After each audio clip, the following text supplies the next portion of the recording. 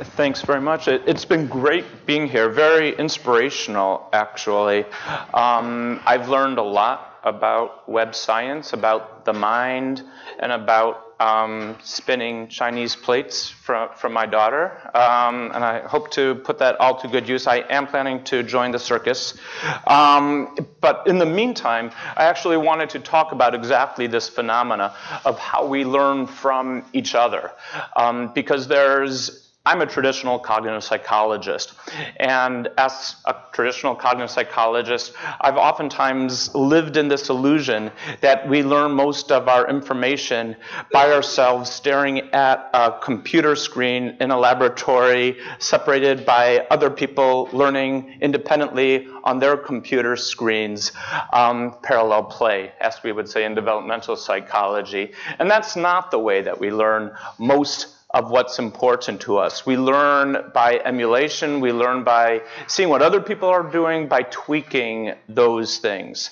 And so that's the phenomena that I like to talk about, is how we learn at the same time that many others around us, our peers, are learning about the same kinds of things. So the importance of imitation should not be neglected. So there is a tendency for people to think about imitation as being the last resort of dull and dim-witted individuals. But nothing could be further from the truth. So actually, imitation, genuine imitation, requires a complex cognitive repertoire of skills involved in perception of actions, analogical reasoning from what I see Stephen doing to what I should be doing myself, and action planning, motor planning.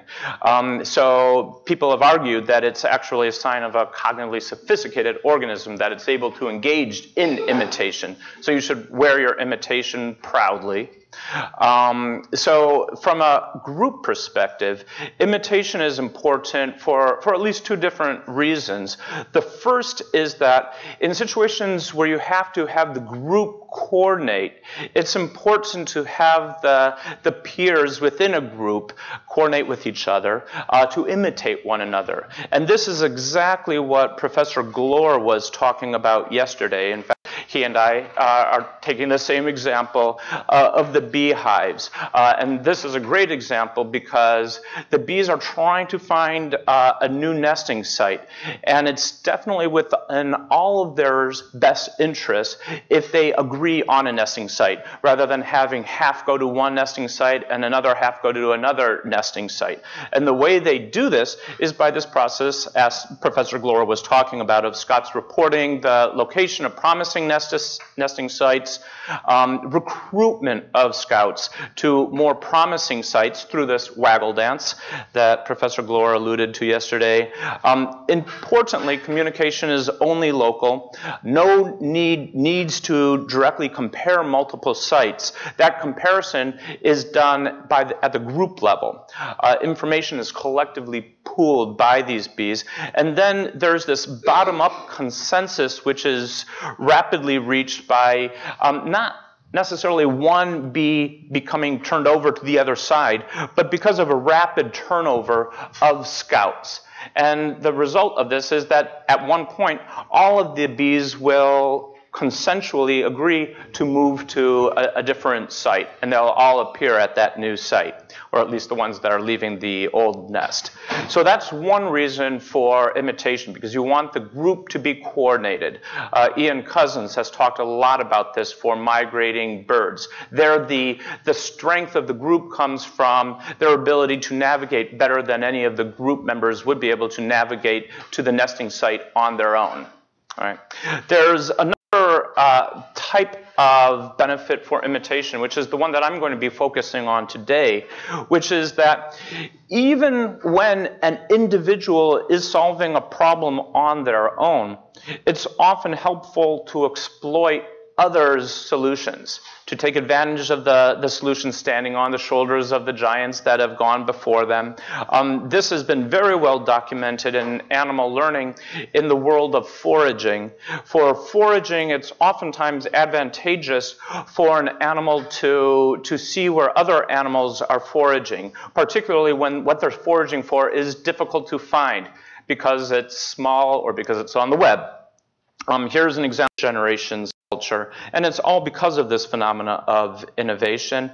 And Whitten and Flynn have some very nice examples of that in development in schools, where children are learning from each other quite reliably and quite quickly.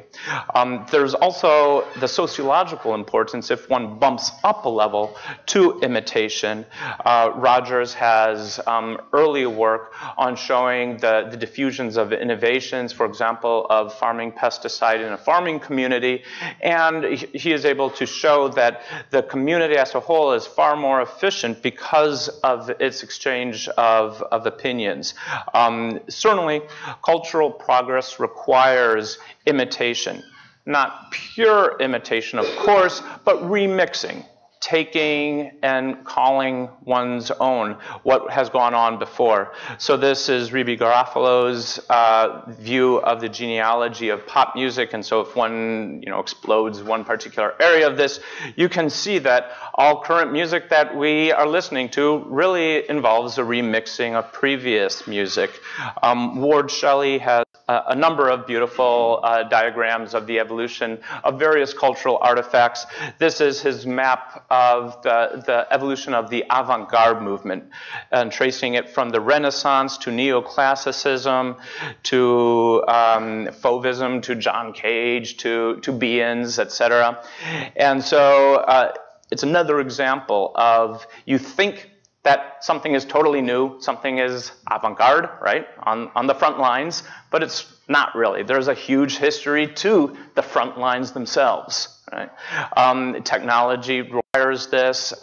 Technological advances build upon previous advances in some ways, in surprisingly law-like regular ways, such as the Moore's law, which is that there's a constant rate but exponential increase in the number of transistors that can be packed on a given inch of integrated circuitry. All because the next innovation in transistor packing builds upon, extends, exploits the previous generation's advances in circuit design. All right. And the strange thing here, of course, is how regular this is. How it's like there is a lot of invention, innovation, which is going on to create the next generation of transistor circuitry, and it comes in just in time, according to Moore's law, to keep the rate of increase.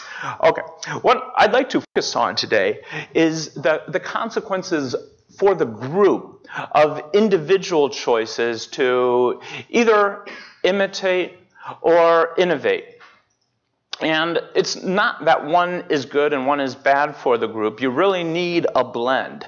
On the one side, imitation allows for innovations from somebody to spread very rapidly, very efficiently, but the problem is that you're reducing the group's exploration potential. You reduce the group's ability to fully cover a problem space if everybody is imitating one individual. So if everybody does exactly what Stephen Harnett does, it seems utopian, but it's actually not utopian because the group is going to be essentially acting like a single Stephen Harnett, as a single individual, and you're not going to be efficiently taking advantage of the fact that you have a lot of people that could be going off in different directions. More than enough. Yeah, exactly. And so this has been well pointed out by people like Bixandadani in informational cascades, that in situations where you have an early mover advantage, they will affect the subsequent choices of other people, and you can get these kind of perverse situations where even though there's lots of evidence that choice B is better than choice A, you can oftentimes get people choosing choice A because it gets early on locked in because of the early decisions and people subsequently being influenced by those early decisions. Okay, so that's the problem with too much imitation, and this is where maybe more people in contemporary society don't see, there's also lots of problems with not enough imitation. right? So especially in America, you know, people say, oh, we gotta all be mavericks. We have to go on their own. But there's huge costs to everybody being mavericks, as Sarah Palin showed a number of years ago. Innovation leads to exploration, but at the cost of inefficient transmission of good solutions. So let's say Stephen Harnett really has come up with something new, some new way of analyzing cultural memes in a community, right? Then we are less good off as a society if we're not taking that into account, if we're not listening to what he's doing. And there's been some well-documented situations where there's a de-evolution of knowledge in a community because there is essentially not enough imitation of people. This has been documented by Atran, Medine, and Ross, that there's a lot of indigenous knowledge in a community in Guatemala, the Itzamaya, and they have deep knowledge about biological, ecological relationships between organisms in their environment, and it's actually quickly being lost by the other communities, and gets more and more lost as the Itzamaya have a smaller and smaller share of the community there. Wolf Medina and Pankratz have other examples showing that we all as a community know a lot less about trees, species of trees, than we did 30 years ago. That's a genuine loss of information because we're not listening to our forebears, right? So I wanted to talk about some common group-level outcomes that are due to social influence. The first one I don't have to say much about because it is so obvious. It's been well modeled by Albert and Barabasi's network analyses, their preferential attachment models. It's this rich get richer effect, where if people are imitating previous people's choices, then there tends to be an effect that you get a very non-egalitarian, a very skewed distribution of popularity.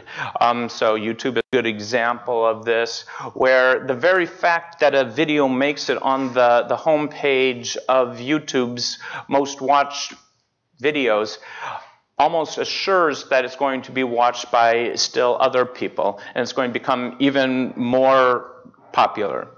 Right, and so Dumb and Dumber 2 now has 22 million hits, which is far more than my webpage will ever have. So there's that kind of rich get rich effect. Another good example coming out of Indiana University's Truthy project, Panis and Filippo Menser, Flamini, Bolin, Vespignani. This is looking at the Egyptian revolution through Twitter tags. So this is number of retweets of the tag #Jan25, which is associated with the Egyptian uprising in 2011, leading to the ousting of Mubarak. I think I went too far. And so every time you see a link, that's a person retweeting somebody else's tweet. And you can see that once there's one person which is retweeting a particular tweet, it makes it far more likely that other people will retweet that same tweet. So there's an unbalanced skew of the retweets. Some are far more retweeted than others. And it actually kind of looks like a biological organism in a kind of satisfying way. Another kind of pattern which is oftentimes observed, this is what social psychologists focused on quite a lot, is the convergence of opinions over time. Solomon Ash's classic work on conformity suggested that I'm going to be influenced by my peers to these early social psychologists. It was in an inappropriate way because I had my own opinion. I should have let it out, but because of conformity, I end up hiding my opinion and going along with others, right? And so what this gives rise to is convergence of opinion over time, groupthink, perhaps.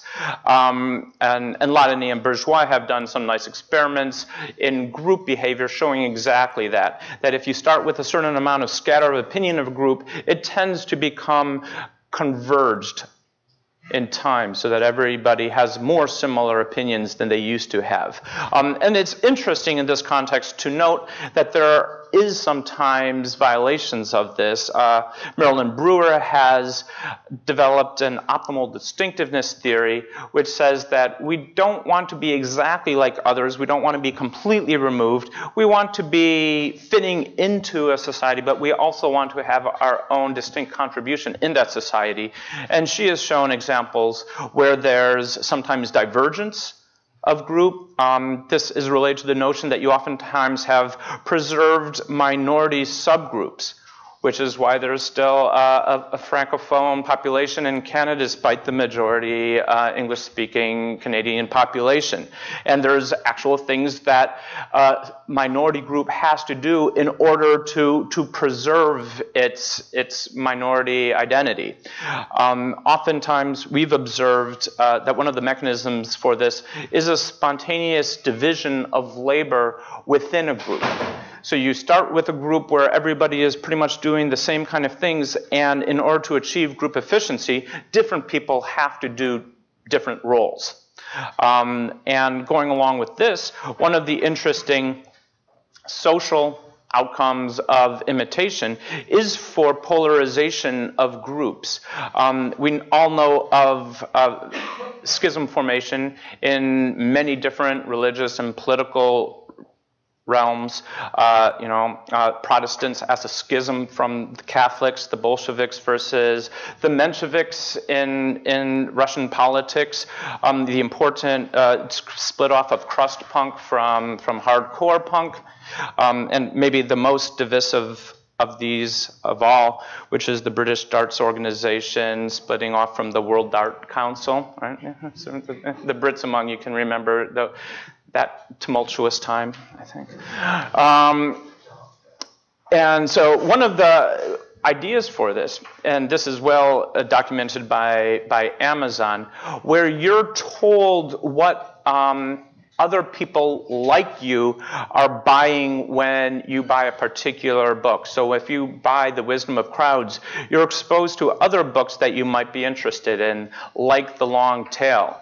So you're getting a skewed version of your world because of your previous decisions. Right? And many people don't realize that Google search is going to give you different search results than it gives me. Right? So you think that you're the center of your world because Google gives you things that are more related to things that are related to you than other people. And a good example of this, I think, is Lada Adamic's classic work with Natalie Glantz on links between blogs. So this is the blogosphere circa 2005. All the blue blogs are the good liberal blogs. All the red circles here are the evil conservative blogs. But the important point here is that there's a lot more connectivity within these blog networks than across the blog networks. There's a little bit of yellow and purple that you'll see here. But the issue, I don't know whether it's good or bad, but the issue anyway is that if you're reading one liberal blog, you're going to be way more likely to be pointed to other liberal blogs that are further going to confirm your opinions, and you're not going to be exposed to the other side. If you only watch Fox Network, a conservative network in America, then you're going to be exposed to a lot of other conservative viewpoints. Right? And so at one time, maybe it's okay. It makes for a more diverse population in America, more schism, more polarized. But the downside of it is possibly that you're only getting a small bit. You're not realizing what the broader world is like. Okay, the point down here is interesting, which is, as we alluded to before, if you have social influence and imitation, you tend to have less equity in terms of like market share, in terms of popularity. Some videos are far more viewed than other videos, but you actually have greater equity in solution quality.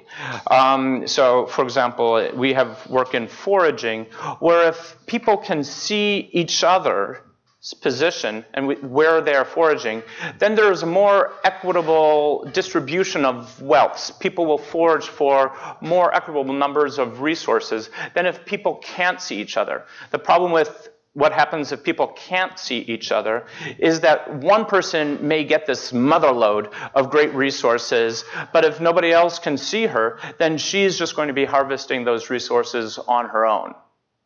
So it's actually a little bit of a mixed bag in terms of imitation for equity.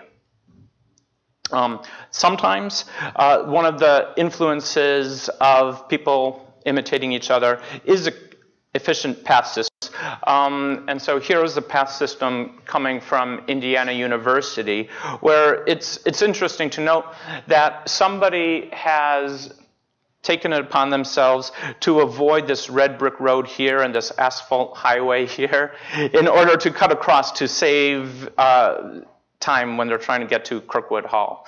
And what you oftentimes find is that when it's efficient for one person to take a shortcut, then it becomes efficient for other people to take that same shortcut. Part of that efficiency is also cognitive ease. People are way more likely to take a path if it's been greased by other people taking the same path. Right? And so actually this is my best hope for humanity, is that sometimes people will avoid the red brick road and they'll go their own way. But then once they've gone their own way, it turns out that a lot of other people want to go that same way.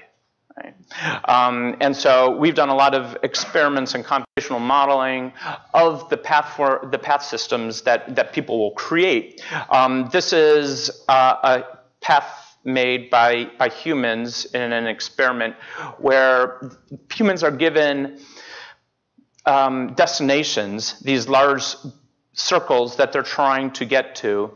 And as they make paths, they actually make it easier for other people to take the same path that they took before.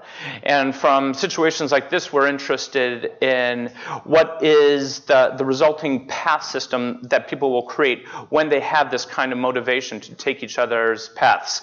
And this is the result from humans. This is the very similar results from our modified version of an active walker model based on in physics of Brownian motion in a situation where you have a field potential developed by Dirk Helbing and his colleagues. And there's actually a pretty good correspondence between the model and the human performance. The model is based upon, I'm not going to describe it, but the model is based upon this basic idea that every individual's choice at every moment in time is going to be a compromise between going where they want to go, where their particular destination is, and going where it's easiest to go. And one of the important parameters in this model is how much vision do people have? How far can they see away? How fast does the drop-off in their visibility increase? One of the interesting results that we find for both our human subjects in a collective behavior experiment and in the active walker model is that you're oftentimes getting more efficient solutions when you institute path decay. So if you make it so the paths that people create never go away, that does not lead to efficient solutions. It's actually better if the steps that people take actually overgrow with time. And the reason why that occurs is because if the paths never atrophy, never decay, then you oftentimes get locked into the early paths that are made, and those early paths are going to, in this situation, be these outer beeline trails connecting these points, and they're not going to be this more efficient from a computer science perspective pathway, which is indicated by this inner purple set of lines. The complex name for the inner purple set of lines is called the minimal Steiner tree. And it's the shortest way of connecting these three outer points if you're measuring it in terms of wire length.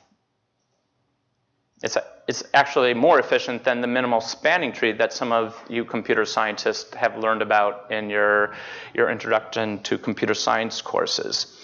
If you want people to create these minimal Steiner trees, which this group is only on the way to getting, then you'd want to institute path decay. Okay, I wanted to give one good example of, in web science, the influence of social imitation on artificial music markets. This is a really nice, relatively controlled study in the world of web science coming from Duncan Watts and his colleague who's now at Princeton, Matthew Salganic. And what they created is different universes with different music markets where people could listen to and download different music. And there's lots and lots of different music. And what they're able to do, which is hard to do with the web, is rerun the tape of history and say, okay, let's say we started it over again with a different group of whatever, 1,000 users like yourself, but where there was no influence of the previous group, right? So you could rerun the tape of history, so to speak, and see whether this young upstart band, Beatles, would have been popular if we had rerun the tape of history, right? How inevitable is it that the Beatles would be popular? And the alarming result from Watts and Salganic's work is that it's not at all inevitable. If they rerun their network multiple times, different music samples become highly downloaded.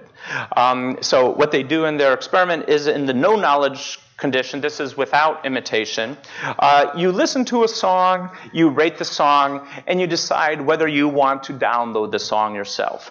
In the knowledge condition, it's a very small difference. All you do is you have access to the number of previous downloads from other people. And then they can rerun the tape of time by having 8 different replications where this group of 1,000 people is totally independent of this other group of 1,000 people. And this is used to assess the unpredictability.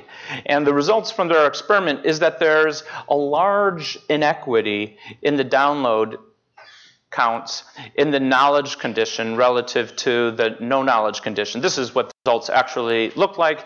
They measured this in terms of Gini coefficient. A high Gini coefficient means a highly inequitable distribution of wealth for countries or distribution of downloads for music.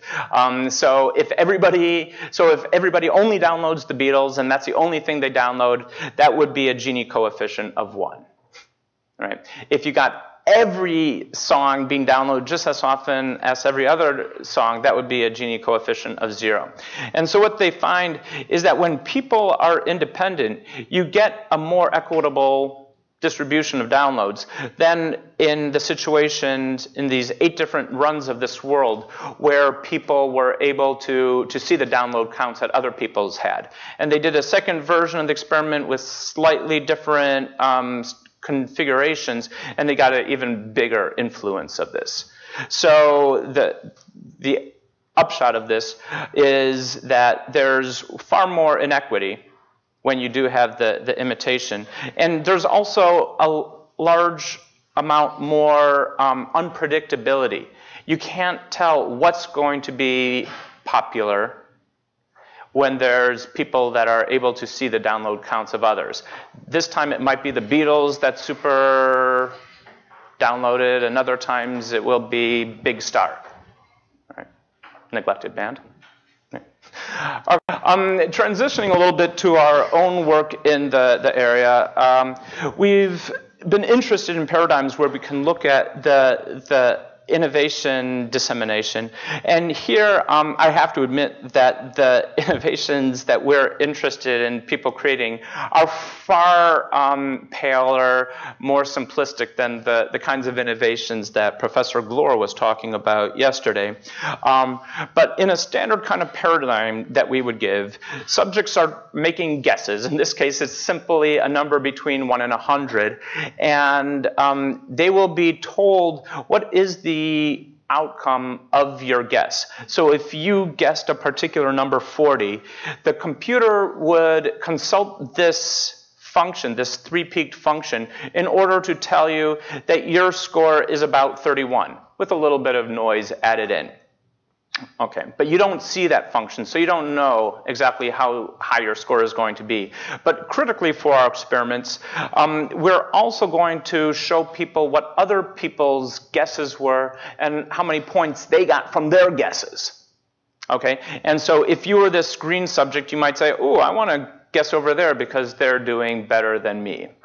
So they have several rounds of guesses, looking at other people's guesses, and then revising their own guesses.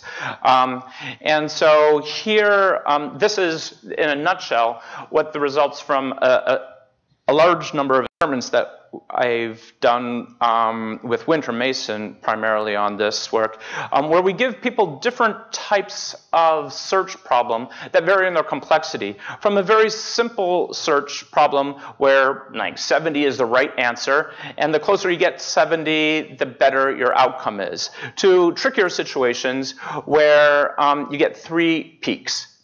So you got 2 decent peaks and you got 1 really good peak, to an even trickier situation where you have 1 very broad-shouldered peak that's easy to get sucked into, and you have 1 really excellent solution that's really hard to find, sort of like a needle in the haystack. Right? And so what we find is that it's not true that there's one social network which is good for all problems, but the kind of social network that you would want to have depends upon the complexity of your problem. Where complexity, I mean how hard is it to find the globally best solution. And so the empirically observed, and we have also done some modeling on this, the empirically observed result is that you want to have more preserved local neighborhoods to the extent that you have a very difficult problem. If you have a very simple problem, it's okay to have a fully connected social network where everybody can see what everybody else is doing. But if you have a trickier problem, then you'd want to hook people up by what's called the small world kind of network, where you basically have spatially defined neighborhoods, but you also have a couple of shortcut paths connecting arbitrarily randomly chosen nodes.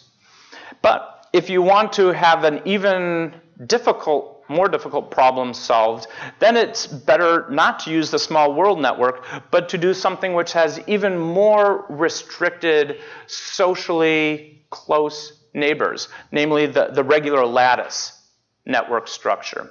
And so what seems to be the generalization that we're coming to is that you want to have more preserved local neighborhoods to the extent that it's very difficult to solve your problem, because it lets each one of these network neighborhoods be acting as independent explorers. The problem with the fully connected network is that the word gets out really fast about what a good solution is, but the word that gets out may be word that is a local maximum, but not the best solution in the entire network. And so you may get premature convergence on something that's good but not great. Okay, I wanted to say a little bit about this is the world of animal learning, mostly. And this is the work of Laland and his colleagues in England. They've done a nice job, I think, of identifying different strategies for social learning, which have observed in many different species. And he breaks things down according to when strategies and who strategies. A when strategy is a decision for when to imitate according to different circumstances that you may find around yourself. And some things which have been observed mostly in fish and fowl is a strategy of copying when uncertain. So goldfish or zebrafish will have a greater tendency to copy where other fish in an aquarium are going for food when they're new to a tank rather than familiar with the tank. So they somehow know, I'll put in quotation marks, they somehow know that they don't know what's an environment if they're thrown into an aquarium, and they'll follow other people. So, or other people, by which I mean fish. People's fine. Okay, honorary people, things. All right, souls, things with souls, feeling creatures.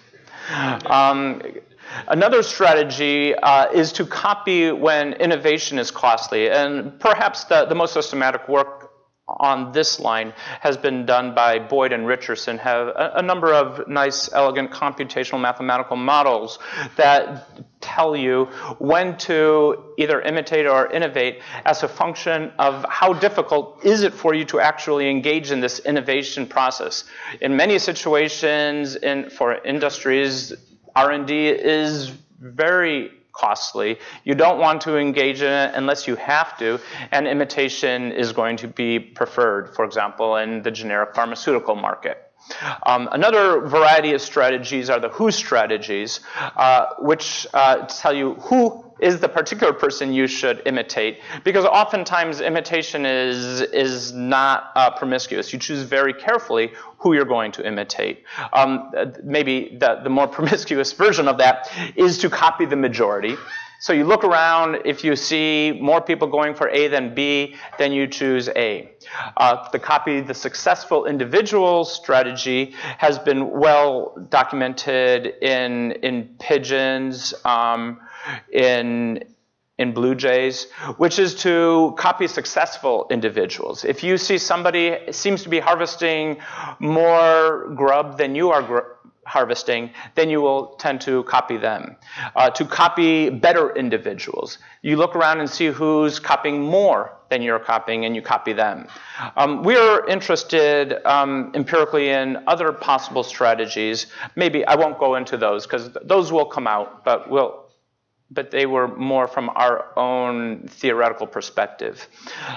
So here's what Tom Wisdom and I came up with for a strategy for studying social learning. We wanted to have a higher dimensional problem space than just a number between 1 and 100, like I talked about before. We wanted to have a way of parametrically controlling the complexity of a problem space by making it either easier or harder to find really good solutions in the space. Like the previous described study, we wanted to have multiple rounds of innovation exchange so that people would get a chance to see each other's innovations and emulate them. And we wanted to have an unambiguous way of identifying different strategies that people were using. So, in particular, saying, are they doing something that is more akin to innovation or imitation? And so here's the task that we came up with, where people are trying to assemble these dream teams, sort of like fantasy football in America for Pokemon. So you're trying to assemble your dream team of these Pokemon-like icons. And how good your team is going to be associated with the score of each one of these critters. So each one of these critters has a certain unknown benefit to a team. Okay, so this is your own team that you're working on, and these are other teams that you could pilfer from. You could steal members from these other teams, either a la carte or one by one. So you could take somebody's entire team if you want, or you could take individual members from those teams. You see what the score of those other teams are, or you could decide to use a more risky strategy, which is going to the league of Pokemon characters, and you can pick a member from the league, and you don't know how well they're going to score. Okay, so this is what it looks like. So here, the person starts by taking somebody from the league, taking another player from the league, okay, and they find out that they got less points than they had before. So they decide to take another team that was scoring better, but they're going to take another player from another team, and another player from another team, and that increased their score to 20.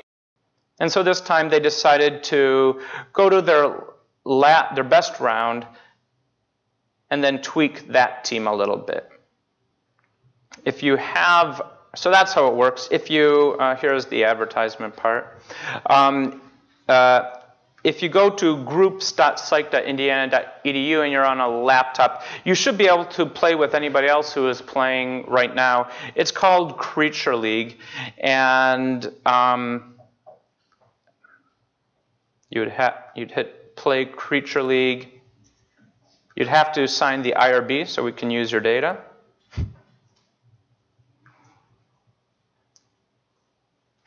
And then you can skip instructions. And you find out that the next game is beginning in 41 seconds. We can revisit it in a while. So we join people in heats of about a minute. If there's another game ongoing, then you're not going to be part of it. So in this situation, then you can retain your choice. You can just go with the status quo. I'm happy with the team that I already have. Right? So you can just keep a member that you already had on your previous team. You could go back to your best team. This is, we have a history window for the people. So they can go back and they can look to see what was the best team before. We're calling it innovation in this sort of paltry sense. But you can innovate by going to this league where you don't know how the teams are scoring, or you can imitate. Which just is taking players from other people's team. Here is the point distribution, and the important thing here is I kind of lied to you when I said each player has a certain number of points that it adds to your team. So it's true that this particular caterpillar icon, for example, will give you 1 point, where this mummy character will give you 4 points. But we also introduce a number of synergies, sort of interactions between Pokemon. So these two Pokemon characters, you know, the zombie and the vampire, they each do very poorly on their own, but somehow when you put them on a team together, they give you plus 20. You know, it's really good team chemistry between those two. And there's other players, like, you know, these two prima donnas, and they do very well by themselves, but you put them on a team together, and they're having negative chemistry. And so they'll give you minus 20 points. So that's how we make it a more complex search space. Have I delayed enough? So you can, so now I'm running, it looks like I'm running it by myself here. Oh, that's boring. So you can see the interface, and now I don't have a choice of imitating anybody else. All I can do is go with my previous teams or innovate. And this is the loneliness of trying to solve problems on your own.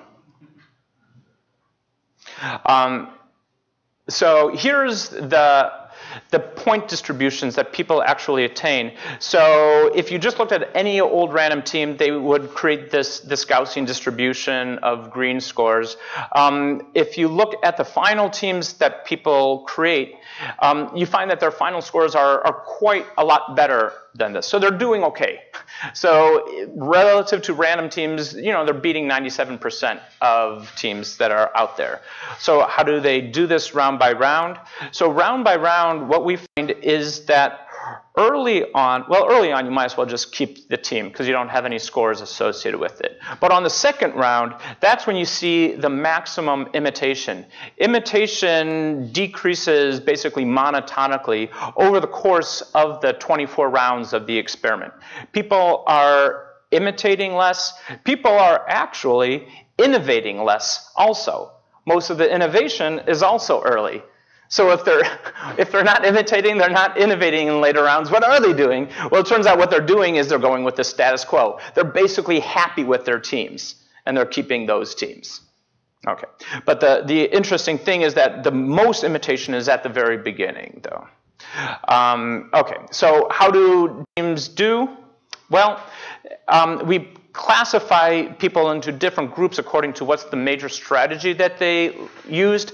And what we find is exactly what you thought we would find, is that the best strategy in this case is to imitate, right? It's sad but true that the people who are tending to imitate more than innovate do worse. The worst thing that you can do is engage in a lot of innovation. So That's my so I feel like an inspirational speaker. I want to come up with my own self-help book. Imitate more, right? No, enough of this creativity. It's overrated. So we've done these regression analyses where we look at quantitatively the amount of individual imitation, and we look to see their score as a result of that. And we find that the more people imitate, the better they're doing. The more people innovate, the less well they're doing.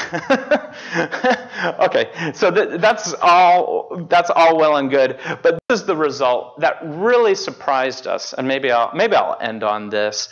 And this result is we were expecting from our work. We used to have Eleanor Ostrom as a colleague, and we were expecting there to be something of a tragedy of commons for imitation, that it's good for me to imitate, to take advantage of other people, but I want the rest of my peers to be off being suckers, to be off innovating so that I can steal their innovations.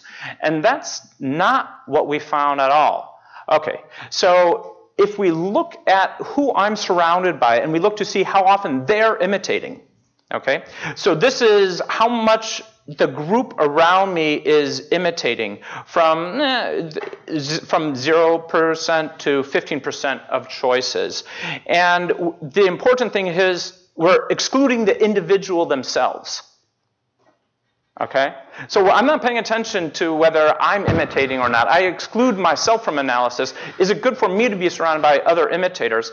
And here we find a robust trend that it's good for me not to be surrounded by innovators, but to be surrounded by other imitating swine like myself.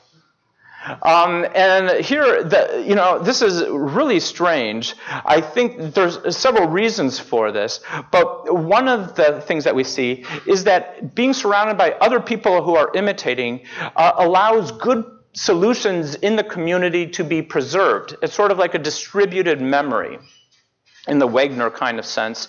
And oftentimes there's this reciprocal improvement of solutions. So I come up with a good team, and Stephen, being the selfish, imitating bastard that he is, he steals my team. Right? He's going to tweak it around, and maybe he'll improve the team. And if he does improve the team, me being the rational actor that I am, I'm going to imitate his team. Right? And so I'm actually benefiting from the fact that he imitated my team and then went off in a different direction from my team. So I could go back and imitate it. And this has good similarities in the world of cliff swallows that Brown and Brown have studied, where cliff swallows will release this food cry. When they get food that they like, they will release a energetically costly cry that, hey, I found food, even though they're not surrounded by only their kin. Right? So this is not kin selection that we're talking about. What seems to be going on is that the food that the cliff swallows are after are these tiny little swarms of gnats, these amorphous clouds that are buffeted about by the wind. You don't know where this cloud is going to go. And by recruiting other cliff swallows to my area, we find that even though they're imitating me, they're coming to my region, now we have several different scouts for the area around us. And so I can better track where the flies, these little gnats, are going because there's other people, cliff swallows like me, who are in the vicinity. And so that's very much, I think, a good analogy to what's going on here. Okay, so I'm going to ignore the other stuff. Maybe ask me questions. We've extended this to looking at actual baby names in the wild. We have a good model of how you were called, what you're called. And so the conclusions that I'd like to make is we think we have good evidence for well-known familiar strategies for imitation and some novel strategies. The ones that are well-known in the literature are people do copy better solutions. They copy the best solutions. They're more likely to copy when they're uncertain. at the beginning of a round. People copy frequent solutions more so than you would predict their frequency itself. More likely to copy solutions that are increasing in their momentum. So they're more likely to copy critters on a Pokemon team that are increasing their frequency from round n-1 to round n, rather than decreasing in their frequency. And the final thing that we're finding is people tend to copy similar teams. So if there's two teams that you could copy from, one that looks a little bit like your team and one that looks more different, you're more likely to copy your own team. And there's good reasons to think that you're going to be better off doing that. More general, we're interested in group consequences of individual strategies, and here you get benefits of imitation, not only benefits for me imitating, but benefits when my peers are imitating. And so I think it's going to allow us to go beyond a simple dichotomy of innovation versus imitation choice, but look to see how these two processes are intermingled to do better than either process would do better on its own. And the bottom line is that we're very interested in bridging between modeling work and empirical tests in all of these areas. You can visit groups psych.indiana.edu, take part of our collective behavior experiments, and be part of something bigger than yourself. Thanks.